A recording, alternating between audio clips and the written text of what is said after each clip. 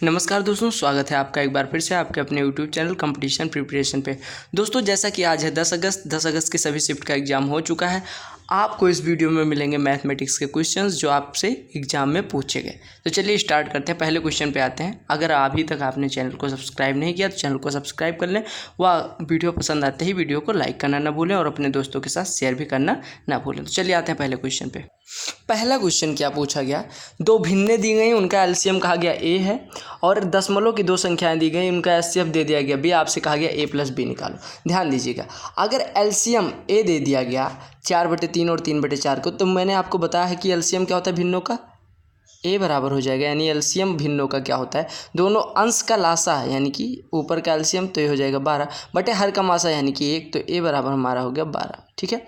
अच्छा, दूसरा चीज़ देखिए, 0.1 को क्या लिखा जा सकता है 1/10 और 0.25 को क्या लिखा जा सकता है 1/4। इनका निकालना है एचसीएफ, तो एचसीएफ बराबर होता है यानी बी बराबर हो जाएगा अंश का एचसीएफ यानी कि 1 अपान हर का एलसीएम यानी कि ये 20 हो गया। अब आपसे पूछा गया ए प्लस बी, तो निकाल लीजिए A plus B. Too simple, 12 + 1/20 यानी कि 241/20 आपका आंसर हो जाएगा। ठीक है, 221/20। आते हैं अगले क्वेश्चन पे। बहुत आसान क्वेश्चन था, आपको बस इतना जानना है कि एलसीएम ऑफ फ्रैक्शन क्या होता है। एलसीएम में अंश का एलसीएम नीचे का एचसीएफ लेंगे, एचसीएफ में अंश का एचसीएफ नीचे का एलसीएम लेंगे। आते हैं अगले क्वेश्चन पे। सिक्के वाले क्वेश्चन कल की शाम वाली शिफ्ट में भी आए थे और अब पूछे जाने लगे हैं। तो इसमें क्वेश्चन क्या पूछा गया कि एक आदमी के पास 5 रुपये, 2 रुपये और 50 पैसे के सिक्के हैं। 5 रुपये को पैसे में बदले यानी 500 पैसे, 200 पैसे और 50 पैसे के सिक्के हैं। कहा गया इनका अनुपात है 9:6:5 यानी कि ये 9 है अगर तो ये 6 है तो ये 5 है। ठीक है। अब कहा गया कुल रुपये कितने हैं, यहाँ पे देखिए 297.50 रुपये। अच्छा, अगर हम माने 500 के 9 सिक्के हैं, 200 के 6 सिक्के हैं, 200 पैसे के और 50 पैसे के 5 सिक्के होते तो कुल रुपया कितना हो जाता, 4500 पैसे यहाँ आ जाते प्लस 1200 यहाँ आ जाता प्लस 250 यहाँ आ जाता, यानी कि आपके पास कुल कितना पैसा हो जाता 950, ये 5950। और यही 5950 बराबर आपको दिया गया है 297.50। यही 5950 पैसा बराबर दिया गया है 297.50 यानी कि इसका 5 गुना, 5950 का 5 गुना होगा। यानी कि अगर हमारा कुल पैसा 5 गुना आया तो हमारे प्रत्येक सिक्के भी 5 गुने हो जाएंगे। हमने माना था 50 पैसे के सिक्के 5, तो ये 5 ना होके 5 × 5 हो जाएंगे। ठीक है। ऐसे 200 पैसे यानी 2 रुपये के सिक्के 6 × 5 हो जाएगा। और सिमिलरली 5 रुपये के सिक्के 9 × 5 यानी कि 45 ये हो गया, 30 ये हो गया और 25 50 पैसे हो गया। आते हैं अगले क्वेश्चन पे। बहुत फेमस क्वेश्चन बन चुका है इस बार सीजीएल का, सीएचएसएल का और एमटीएस का। ये कहा गया एक आयताकार क्षेत्र का वो दिया गया माप और आपसे कहा गया है कि 3 मीटर चौड़ा रास्ता बनाया गया, रास्ते का क्षेत्रफल क्या होगा। तो मैंने आपको कई बार बताया कि रास्ते का क्षेत्रफल क्या होता है 2 times of x l + b + 2x। मैंने ये फार्मूला जनरेट भी करवाया। अब देखिए पुट कर दीजिए x की वैल्यू, तो 2 टाइम्स ऑफ x जहाँ पे होता है रास्ते की चौड़ाई यानी कि 3 इंटू l + b यानी कि 15 + 28 और प्लस 2x यानी कि 2 × 3 6। तो यहाँ से आपका हो जाएगा 6 × 15 और 28 43, 6 49 और 6 से 49 में गुणा करेंगे 294 आपका आंसर आ जाएगा। तो 294 मीटर, चूँकि यहाँ पे दिया गया तो 294 मीटर स्क्वायर आपका एरिया आ जाएगा। आपको फार्मूला पता होना चाहिए, जहाँ 2x रास्ते का क्षेत्रफल यानी बे का क्षेत्रफल क्या हो जाएगा एरिया ऑफ बे, 2x यानी एरिया ऑफ पाथ क्या हो जाएगा 2x × l + b + 2x। आप निकाल लेंगे, यहाँ पे वैल्यू पुट कर देंगे x की, x जहाँ पे रास्ते की चौड़ाई LB की पता है आप निकाल लेंगे। ठीक है। आते हैं अगले क्वेश्चन पे। साधारण ब्याज से बहुत ही आसान क्वेश्चन पूछा गया। क्या पूछा गया, 21,000 राशि पे 5% की दर से 6 वर्ष का सिंपल इंटरेस्ट क्या होगा। तो आपको पता है P पता है, R पता है और T पता है, गुणा कर दीजिए 100 से भाग कर दीजिए, तो आपका कितना हो जाएगा 21,000 × 5 × 6/100 यानी कि ये 2 जीरो कट गया तो 210 × 30 हो गया, यानी कि आपका डबल जीरो 6300 रुपये ब्याज मिल जाएंगे। ठीक है। अब ये भी पूछ सकता था कि ये धन कितना हो जाएगा, तो 21,000 में 6300 जोड़ देंगे यानी 27,300 हो जाएगा। आते हैं अगले क्वेश्चन पे। कहा गया कि ए कोई कार्य 6 दिन में कर सकता है, बी वही कार्य 8 दिन में कर सकता है। कहा गया एकांतर दिन पे दोनों कार्य करें तो समय कितने दिन में ख़त्म होगा। ध्यान दीजिएगा, अगर ए कितने दिन में दिया गया है 6 दिन में, बी दिया गया है 8 दिन में। अगर हम एलसीएम ले 6 और 8 का तो हमारा हो जाएगा 24, यानी कि हम 24 को मान सकते हैं टोटल कार्य। अगर 24 टोटल कार्य है, ए 6 दिन में 24 तो 1 दिन में 4, बी 8 दिन में 24 तो 1 दिन में 3, ठीक है। अच्छा, एकांतर दिन का मतलब पहले दिन ए जाएगा, फिर भी जाएगा, फिर ए जाएगा, फिर भी जाएगा, इस तरह से। तो अगर हम बात करें पहले 2 दिन में कितना कार्य होगा, पहले दिन ए जाएगा 4 करके चलाएगा, दूसरे दिन बी जाएगा 3, तो 2 दिन में 7 कार्य हो रहा है। हमें करना है 24, 2 दिन में 7 कार्य हो रहा है, तो हम कह सकते हैं 6 दिन में कितना कार्य हो जाएगा, 6 दिन में कितना कार्य हो जाएगा 21, 6 दिन में 21। अब 7वें दिन कितना काम बचा रह जाएगा 3, टोटल करना था 24, जिसमें से 21 हो चुका है तो बचा है 3, और कौन जाएगा ए, यानी कि ए करके आएंगे। ए करते हैं 1 दिन में 4 काम, करना है 3 काम, तो दिन लगेंगे 3/4, यानी टोटल दिन आपके लगे, टोटल डेज कितने लगे 6 सही 3/4 डेज, या हम कह सकते हैं 27/4 डेज, ठीक है। आते हैं अगले क्वेश्चन पे। अगर आपको वीडियो पसंद आ रहा है तो वीडियो को लाइक कर लीजिएगा, अपने दोस्तों के साथ शेयर भी कर दीजिएगा। आते हैं अगले क्वेश्चन पे। ये क्वेश्चन देखिए पूछा गया, बहुत आसान क्वेश्चन है। इस क्वेश्चन को करने की मैं बहुत आसान ट्रिक बताने जा रहा हूँ। कहा गया एक व्यापारी अंकित मूल्य पर 10% छूट देने के बाद 80% का लाभ कमाता है, तो अंकित मूल्य व क्रय मूल्य का अनुपात ज्ञात करिए, ठीक है। अंकित मूल्य पर 10% का छूट देने के बाद, अच्छा, अगर अंकित मूल्य को हम एमपी लिख सकते हैं ना, एमपी और क्रय मूल्य को क्या लिख सकते हैं, सीपी, ठीक है। आपसे क्या पूछा गया, अनुपात। कहा गया एमपी पे 10% की छूट दी गई, यानी कि अगर एमपी 100 होता तो ये कितना हो गया 90, यानी एमपी अपने 90/100 पे बेचा गया, 90/100 पे बेचा गया। और कितने का लाभ हुआ 80% का, यानी सीपी अगर 100 होता तो है कितना 180, बराबर हो गया दोनों, क्योंकि सीपी पे अगर हम 180 का मतलब 80% का लाभ लेंगे तो विक्रय मूल्य हो जाएगा, और विक्रय मूल्य चाहे हम 10% छूट दें तो उसके बराबर हो जाएगा।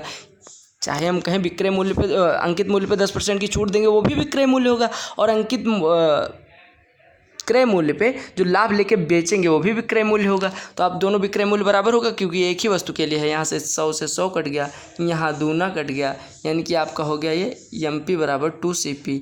आपसे कहा गया था अंकित मूल्य और क्रय मूल्य का अनुपात, तो MP/CP बराबर हो जाएगा 2:1। अब आप ध्यान दीजिएगा, आपको क्या करना है, सीधे सीधे अनुपात निकालने के लिए आप यहाँ 10% छूट मतलब 100 था तो 90 हो गया, 80% लाभ का क्या मतलब हुआ, 100 था तो 180 हो गया। अब आपको 180 और 90 का अनुपात निकाल लेना है, यही हो जाएगा अंकित मूल्य और क्रय मूल्य का अनुपात। 90 कम 90, 90 दूना 180, यानी कि अनुपात हो जाएगा 2:1। जो बड़ा होगा वो अंकित मूल्य हो जाएगा, जो क्रय मूल्य होगा वो आपका छोटा होगा, ठीक है। आते हैं अगले क्वेश्चन पे। अब देखिए क्वेश्चन थोड़ा सा इन्होंने घुमाया है। कहा गया एक त्रिभुज की माध्यिकाएं 5, 6 और 7 हैं, तो क्षेत्रफल निकालिए। अब देखिए आपको अगर साइड दी होती A, B और C तो आप इजीली निकाल सकते थे, लेकिन माध्यिकाओं में कई बार आप हो जाते हैं कन्फ्यूज। आपको बिल्कुल कन्फ्यूज नहीं होना है, आपको इनको मानना है भुजाएं A मान लीजिए 5 है, B मान लीजिए 6 है और C मान लीजिए 7। अगर ये भुजाएं होती तो इनका एरिया क्या हो जाता, अंडर रूट में S × S - A × S - B × S - C। लेकिन चूंकि ये माध्यिकाएं हैं तो इतना तो क्षेत्रफल होगा नहीं। आपको क्या करना है, 4/3 से गुणा कर देना है, इसी में 4/3 से गुणा कर देना। ऐसा क्यों, क्योंकि 3 टाइम्स आप भुजाओं के वर्गों का योग बराबर होता है, 4 टाइम्स आप माध्यिका के वर्गों का योग। आप वहाँ से जाके जनरेट कर सकते हैं फार्मूला, तो आपका आ गया ये। अब ABC की वैल्यू इतनी है तो S बराबर क्या होता है, S बराबर होता है A + B + C/2, यानी 5, 6, 11, 7, 18/2, यानी कि 9 हो गया। सबकी वैल्यू पुट करिए, आपका आंसर आ जाएगा, यानी कि 4/3 अंडर रूट में 9 × S - A, 4 × S - B, 3 × S - B, C 2 हो गया, यानी कि आपका हो गया 4/3। यहाँ से आपका 9 बाहर आ जाएगा और 4 बाहर आ जाएगा, यानी कि 3 और 2 बाहर आ जाएगा, अंडर रूट 6, यानी कि 3 से 3 कट गया, ये आपका हो गया 8√6 सेंटीमीटर स्क्वायर। तो आपको पता होना चाहिए, अगर माध्यिकाएं दी गई थी, हो सकता है कल भी ये क्वेश्चन पूछ लिया जाए, माध्यिकाएं अगर दी रहेंगी तो क्षेत्रफल कैसे निकालेंगे, 4/3 अंडर रूट में S × S - A × S - B × S - C। आते हैं अगले क्वेश्चन पे। देखिए क्वेश्चन देखिए, कहा गया आंकड़े 5, 5, 7, 3, 2, 9, 5, 4, 3 का बहुलक क्या होगा। बहुलक क्या होता है, जो सबसे ज़्यादा बार आता है। 5 कितनी बार आया, 1, 2 और 3 बार। 5 कितनी बार आया, 3 बार। 7 कितनी बार आया, 1 बार। 3 कितनी बार आया है, 2 बार। 2 कितनी बार आया है, 1 बार। 9 कितनी बार आया, 1 बार। 4 कितनी बार आया, 1। सबसे ज़्यादा बार जो आता है वो बहुलक होता है। सबसे ज़्यादा बार कौन आया, 3 बार, 5 आया, तो आपका बहुलक हो गया 5, ठीक है। आते हैं अगले क्वेश्चन पे। देखिए कहा गया एक नल और टंकी से बहुत सिंपल क्वेश्चन पूछा गया। कहा गया एक नल 10 घंटे में भर सकता है, दूसरा 6 घंटे में खाली कर सकता है, दोनों मिलके ए 10 घंटे में भर सकता है, बी 6 घंटे में खाली कर सकता है। अच्छा अगर ए 10 घंटे में भर सकता है, बी 6 घंटे में खाली कर सकता है, अगर हम 10 का एलसीएम लें यानी कि 30 हो जाएगा। हम मान लेते हैं 30 लीटर टंकी की धारिता है, तो ए 10 घंटे में 30 लीटर, इट मीन्स 1 घंटे में 3 लीटर, बी 6 घंटे में 30 लीटर खाली कर सकता है, यानी 1 घंटे में -5 लीटर। अब देखिए कहा गया अगर टंकी भरी हुई हो, दोनों को खोल दिया है, तो टंकी कितनी देर में खाली हो जाएगी। 1 घंटे में 3 लीटर पानी टंकी में आता है, 5 लीटर निकलता है, यानी कि टंकी 1 घंटे में कितना खाली होती है, 5 लीटर माइनस 3 लीटर यानी कि 2 लीटर। टंकी 1 घंटे में खाली हो रही है 2 लीटर, क्योंकि 3 लीटर भरा जा रहा है लेकिन निकल कितना रहा है 5 लीटर, यानी कि खाली कितना करना है 30 लीटर। 1 घंटे में हो कितना रहा है 2 लीटर, तो आपका समय लगेगा 30/2 यानी कि 15 घंटे। ठीक है, 15 घंटे में टंकी भरी हुई टंकी खाली हो जाएगी। आते हैं अगले क्वेश्चन पे। देखिएगा क्वेश्चन बड़ा अच्छा है, नाव और धारा का क्वेश्चन है। कहा गया एक नाव धारा की दिशा में 20 किलोमीटर जाने में व आने में, धारा की दिशा में 20 किलोमीटर जाती है और वापस आती है, तो 5 घंटे और 4 घंटे का समय लगता है। तो आपको पूछा गया है, ये 4 घंटे और 5 घंटे यहाँ कर लीजिएगा, ये 4 घंटे है, ये 5 घंटे है। ठीक है, कुछ समझ ले तो नाव और धारा की चाल का अनुपात। एक चीज़ बताइए, अगर धारा की दिशा में जाती है तो स्पीड क्या हो जाएगी, नाव की चाल प्लस धारा की चाल, और अगर विपरीत दिशा में जाएगी तो x - y। चूँकि यहाँ पे दिया गया गई है धारा की दिशा में, गई है धारा की दिशा में, यानी कि 20 किलोमीटर धारा की दिशा में कितने घंटे में गई है, 20 घंटे धारा की दिशा में कितने घंटे में गई है, 4 घंटे में। अगर 20 किलोमीटर 4 घंटे में चलती है तो हमारी चाल कितनी होगी, 5, यानी कि x + y बराबर हो गया 5। और कहा गया 20 किलोमीटर वापस कितनी देर में आई है, 5 घंटे में, यानी कि चाल कितनी होगी, 4, यानी कि धारा के विपरीत चाल हो गई, 4 धारा की दिशा में हो गई, 5 वही क्वेश्चन बन गया जो कल मैंने आपको एक्सपेक्टेड में करवाया था कि नाव और धारा की चाल, कि अगर आपको नाव और धारा के मतलब धारा की दिशा में चाल दी गई हो, धारा के विपरीत दिशा में, दोनों को जोड़ के 2 से भाग कर देंगे, आपका आंसर आ जाएगा। यानी नाव की चाल हो गई 5 4 9/2 यानी कि 4.5, और हमारा y हो गया 0.5। अब अगर अनुपात पूछा गया है तो ये आपका हो जाएगा 9:1। नाव की चाल व धारा की चाल का अनुपात हो जाएगा 9:1, क्योंकि देखिए 20 किलोमीटर 4 घंटे में, 20 किलोमीटर 5 घंटे में, यहाँ से 4 यहाँ से 5, 4 5 को जोड़ा 9/2 4.5, वो नाव की चाल हो गई, 0.5 धारा की चाल। आते हैं अगले क्वेश्चन पे। देखिए कहा गया एक समबाहु त्रिभुज यानी इक्विलैटरल ट्रायंगल के भीतर खींचे गए वृत्त के क्षेत्रफल व त्रिभुज के क्षेत्रफल का अनुपात क्या हो। अभी तक वर्ग में वृत्त खींच रहा था, अब आज त्रिभुज में वृत्त खींच दिया। ध्यान दीजिएगा, अगर त्रिभुज में वृत्त खींचा गया है तो आपको पता है वो क्या होता है, अंतःवृत्त होता है। त्रिभुज है, इसके अंदर एक वृत्त मान लो खींच दिया गया कुछ इस तरह से, यानी कि अंतःवृत्त हो गया। और आपको पता है समबाहु त्रिभुज के लिए अंतःवृत्त की त्रिज्या क्या होती है, अगर भुजा ए हो तो अंतःवृत्त की त्रिज्या r बराबर होती है a/2√3। अगर परवृत्त खींचा जाता तो उसकी त्रिज्या कितनी होती है, r बराबर होता है a/√3। यहाँ से ये भी जानिए कि इस अंतः त्रिज्या और बाह्य त्रिज्या का अनुपात कितना होता है, 1:2। अंतः त्रिज्या और बाह्य त्रिज्या का अनुपात क्या होता है, 1:2।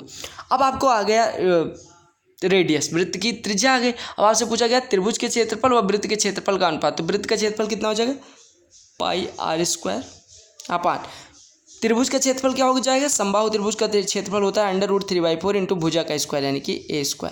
पुट कर दीजिए, सबकी वैल्यू निकाल लीजिए आंसर, तो पुट करिए और धड़ाधड़ सॉल्व करिए। तो ये हो गया π × r² मीन्स a²/12 बटे √3/4 इंटू a²। a² से a² कैंसिल, 4 से ये कट के आपका 3 हो गया, आपका हो गया π/3√3। तो आपका अनुपात क्या आ गया, π/3√3 आपका अनुपात आ गया। बस एक चीज़ आपको ध्यान रखना है कि अंतःवृत्त की त्रिज्या समबाहु त्रिभुज के लिए a/2√3 और बाह्य वृत्त की त्रिज्या a/√3। अच्छा अगर पूछा जाए कि हाँ एक चीज़ और होता है, r बराबर δ/s, ये सभी त्रिभुज के लिए रेशियो। अगर आपको किसी त्रिभुज का क्षेत्रफल और अर्ध परिमाप पता है तो क्षेत्रफल में अर्ध परिमाप से भाग कर देंगे, हमारी अंतः त्रिज्या आ जाएगी। आते हैं अगले क्वेश्चन पे। रेलगाड़ी से क्या क्वेश्चन पूछा गया, कहा एक रेलगाड़ी 25 सेकंड में 250 मीटर के प्लेटफॉर्म को पार करती है और 25 सेकंड में एक खंभे को पार करती है। ठीक है, अगर लेंथ L हो तो उसको यस स्पीड से पार करने में कितना समय लगता है, 25 सेकंड। यानी कि हम कह सकते हैं कि L बराबर 25s हो गया। ठीक है, L बराबर 25s हो गया। अब ध्यान दीजिएगा, कहा गया है 250 मीटर के प्लेटफॉर्म को, यानी कि 25 यस अपने लेंथ के बराबर तो चलेगी ही, साथ में 250 मीटर और प्लेटफॉर्म को पार करने में 50 सेकंड लगता है। यानी कि आपका हो गया 25 प्लस 250/s बराबर ये कितना हो जाएगा 50 यस। एम आई राइट? ठीक है, ठीक है, सॉरी 25 प्लस 250/s बराबर 50, यानी कि आपका हो गया 250/s बराबर 25, यानी कि s बराबर आपका आ गया 10। अब स्पीड आ गई 10 मीटर पर सेकेंड, तो आपकी लंबाई कितनी हो जाएगी 25 × 10 यानी कि 250 मीटर। और अगर 250 मीटर लंबाई हो गई, 400 मीटर के पुल को पार करना है, यानी कि टोटल दूरी चलनी पड़ेगी 650, 10 की स्पीड से कितना सेकंड लगेगा 65 सेकंड। ठीक है, आते हैं अगले क्वेश्चन पे। आपसे कहा गया था 27,000 के 16 सही 2/3% के 0.7% की वैल्यू क्या होगी। ध्यान दीजिएगा, 16 सही 2/3% क्या होता है 1/6 होता है, और 0.7 कितना होता है सीधे 7/10 होता है। इसका गुणा करना है इसमें 27,000 में, 1 0 से 1 0 कैंसिल, 6 से कट के 450 हो जाएगा। 450 का 7 गुना, यानी कि 7 × 5 = 35, 7 × 4 = 28, 3 = 3150। आपका आंसर हो जाएगा 3150। बस आपको ध्यान रखना है कि 16 सही 2/3% को क्या लिखा जा सकता है। आते हैं अगले प्रश्न पे। अगला प्रश्न कहा गया कि 16,000 की राशि पर 12.5% की दर से 2 वर्ष के चक्रवृद्धि व साधारण ब्याज का अंतर। अब आपको सबसे पहले पता होना चाहिए CI - SI फॉर 2 ईयर्स क्या होता है। मूलधन P × R 12.5/100 के पावर 2, यही होता है अंतर। ठीक है, 12.5 × 12.5 8 चला जाएगा, यानी कि आपका अंतर आ जाएगा 2 साल के लिए होता है। अंतर क्या होता है P × R/100 का होल स्क्वायर। ठीक है, अंतर होता है 2 साल के लिए CI - SI का, यानी कि ये हो गया 16,000 गुणे 1/64, 8 × 8 = 64, 8 2000 और 8 से इसमें काटेंगे तो आज आपका आ जाएगा 250। तो आपका करेक्ट आंसर क्या हो जाएगा 250 रुपये। ठीक है, अगला क्वेश्चन है, अभी तक शंकु को पिघलाया गया, कल गोले को पिघलाया गया था, आज सिलेंडर को पिघला दिया गया। कहा एक बेलन जिसकी त्रिज्या इतनी है, ऊंचाई इतनी है, को पिघला के इतने त्रिज्या और इतने ऊंचाई के कितने शंकु बनेंगे। अच्छा, अगर हम माने कि n शंकु बनेंगे तो शंकु का आयतन कितना होता है 1/3 पाई r² h। ठीक है, अच्छा, और बेलन का आयतन कितना होता है पाई R² × h, यानी कि आयतन तो समान होगा, चूंकि इसी को पिघला के ये बनाया गया। यहाँ से आपका पाई से पाई कैंसिल हो जाएगा, यानी कि अगर ये पाई को नहीं काटा हमने, कुछ और काट दिया। यहाँ पाई से पाई कैंसिल हो जाएगा। यहाँ से हमको निकालनी है n की वैल्यू, तो n बराबर हो जाएगा R² h अपान R² h, 3 R² H अपान r² h। पुट कर दीजिए सबकी वैल्यू। देखिए R किसका है बेलन की त्रिज्या, तो यानी कि 3 × 21, 21 × 21 गुणे ऊंचाई कितनी है 16/r², यानी कि 7 × 7 गुणे ऊंचाई कितनी है 8, 8 × 8 8 दूनी 16, 7 से ये 3 कट गया, 7 से ये 3 कट के आ गया, 3 × 3 = 9, 3 × 27 दूना 54। तो कितने बनाया जा सकता है 54। आशा करता हूँ वीडियो आपको पसंद आई होगी। अगर आपको वीडियो पसंद आई तो वीडियो को करना है लाइक, अपने दोस्तों के साथ शेयर, और अगर आप चैनल पर नए चैनल को सब्सक्राइब। यह आपके आने वाले शिफ्ट के लिए बहुत ही ज़्यादा इंपॉर्टेंट होने वाली है, तो it is very helpful for you, so please share it. Bye bye, take care, वंदे मातरम, जय हिंद।